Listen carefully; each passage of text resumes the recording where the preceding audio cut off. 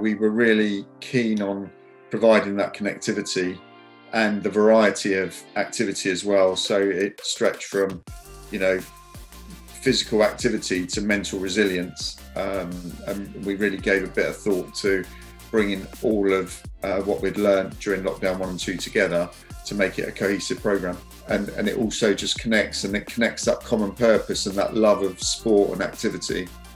And I think what it does as well, most importantly, is it keeps the hope going, because there's going to be an end to this.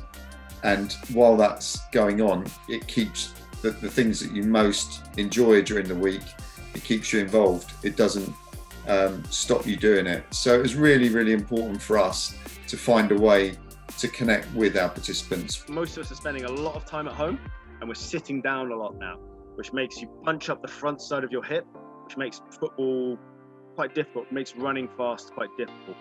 Once we're done there, we're going to just bounce up and down a few times and make sure we're comfortable in the position. Then we can open our legs, get a V shape as wide as we possibly can, and we're just going to sit across and across.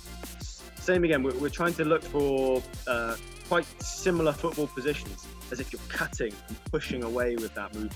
My first time in Brentford was not really a good time. I didn't play really well, and the team was not performing. And I had a good meeting with the assistant coach, Brian Reamer, and he pointed out specific things that I should do better and things that I should, take more leadership around, and told me things that I needed to hear. And from there on, I really felt a big difference.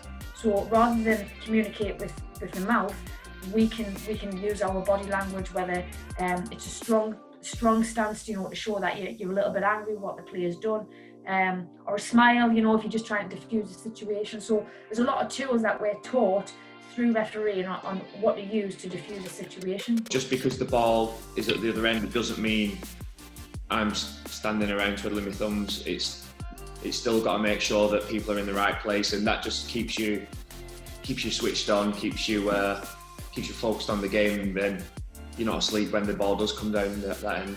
Reflect on your performance, but also clear your mind, because there might be moments where you think you've made mistakes, or you think you could have improved. So it's just clearing your mind, listening to what the managers are saying and other team players, and taking that forward